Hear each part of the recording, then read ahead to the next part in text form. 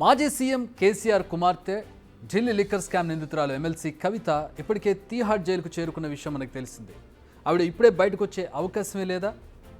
ఇప్పటి వరకు ఈడీతోనే తల ప్రాణం తోకుకొస్తున్న సందర్భంలో కవితకు ప్రస్తుతం సిబిఐ అరెస్ట్ సరికొత్త తలనొప్పి కాబోతోందా?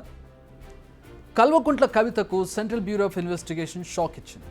ప్రస్తుతం ఈడీ జ్యుడిషియల్ కస్టడీలో భాగంగా తీహార్ జైల్లో ఉన్న కవితను ఇప్పుడు లేటెస్ట్గా central bureau of investigation CBI arrest చేసింది. అంటే ఆమె ప్రస్తుతం ఉన్న సెల్లోనే అటు ఈడీ ఇటు సిబిఐ నిందితురాలుగా ఉంది. నిజానికి 2 రోజుల క్రితం కోర్టు పర్మిషన్తో తీహార్లోనే కవితను విచారించింది సిబిఐ. ఆ తర్వాత రౌజ్ అవెన్యూ కోర్టులో సిబిఐ కవితను అరెస్ట్ చేసేందుకు అప్లై చేసుకుంది. కోర్టు వెంటనే అనుమతి ఇచ్చింది. దీంతో ఇప్పుడు కవితను అఫీషియల్గా అరెస్ట్ చేసింది సిబిఐ. సో మళ్ళీ ప్రొసీజర్ షురూగానుంది. మళ్ళీ రిమాండ్ కోసం పిటిషన్ వేయనుంది. ఆ తర్వాత కస్టడీ కోరనుంది. కోర్టు గనక మళ్ళీ కస్టడీ విధిస్తే ఈడీ లాగానే కవితను మళ్ళీ సిబిఐ అధికారులు విచారించనున్నారు. ఈడీ ముడుపులపై కాన్సన్ట్రేట్ చేస్తే సిబిఐ కవిత వాట్సాప్ చాట్పై ఫోకస్ చేసింది. లిక్కర్ స్కామ్లో నిందితుడిగా ఉన్న బుచ్చిబాబు ఫోన్ నుంచి అధికారులు వాట్సాప్ చాట్ రికవరీ చేశారు. ఆ చాట్లో కవిత పేరున్నట్టు తెలుస్తోంది. అట్ ది సేమ్ టైం ఆప్కు 100 కోట్ల ముడుపులు చెల్లించిన తర్వాత కొన్న భూముల డాక్యుమెంట్స్పై ఫోకస్ చేసింది సిబిఐ. ఇప్పుడు వీటిపైనే కవిత నోటి నుంచి సమాధానాలు రప్పించే పరిస్థితి ఉంది. సో ఓవరాల్గా చూస్తే కవిత ఈ కేసులో మరింత కూరుకుపోయినట్టు క్లియర్ కట్గా కనిపిస్తోంది. ఇక్కడ ఒక పాయింట్ ఉంది. ఈ కేసులో ఇన్వెస్టిగేషన్ ఏజెన్సీస్ ఇప్పటి వరకు ఛార్జ్ షీట్ వేయలేదు. మార్చి 15న ఈడీ కవితను అరెస్ట్ చేసింది. అంటే ఆ రోజు నుంచి 90 రోజుల పాటు ఛార్జ్ షీట్ వేసేందుకు టైం ఉంది. సో అప్పటి వరకు ఆమెకు బెయిల్ వచ్చే అవకాశం దాదాపు లేనట్టే. అంటే జూన్ వరకు ఇదే సీన్ ఉంటుంది. ఇప్పుడు అంటే ఏప్రిల్ 11న సిబిఐ కవితను అరెస్ట్ చేసింది. సో ఇప్పుడు సిబిఐకు 90 రోజుల టైం ఉంది ఛార్జ్ షీట్ వేసేందుకు. అప్పటి వరకు కవిత బయటకు రాలేని పరిస్థితి. అంటే ఈడీ కేసులో కవితకు బెయిల్ వచ్చినా సిబిఐ అరెస్ట్ చేసింది కాబట్టి ఆమె తీహార్ జైలును విడిచి బయటకు రాలేని పరిస్థితి.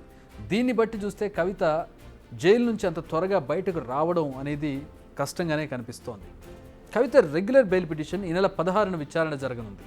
ఇప్పుడు కోర్టు బెయిల్ మంజూరు చేసినా లాభం లేని పరిస్థితి.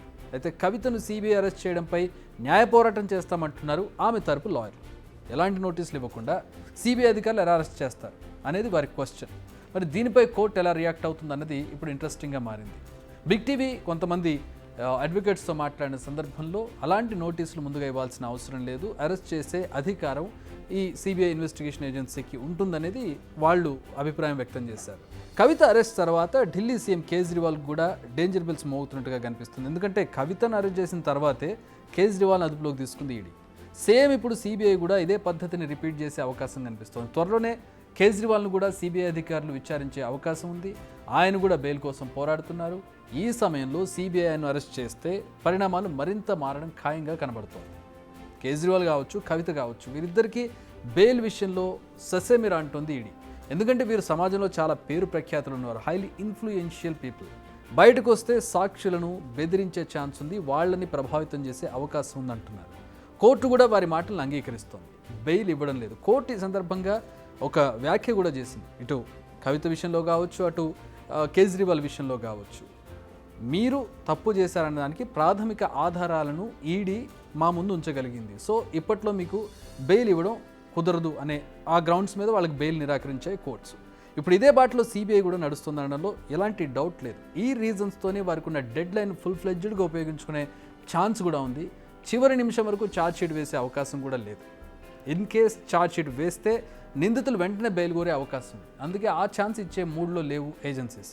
సో ఈడీ కావచ్చు, సిబిఐ కావచ్చు, ఇప్పట్లో ఛార్జ్ షీట్ వేసే ఛాన్సెస్ అయితే దాదాపు కనబడడం లేదు. మరి అప్పటి వరకు Kavitha, Kejriwal Tihar jail, Rouse Avenue court చుట్టూ తిరగడం ఖాయంగా కనిపిస్తోంది. యాజ్ ఆఫ్ నో ఇప్పుడు సిచ్యువేషన్ చూస్తుంటే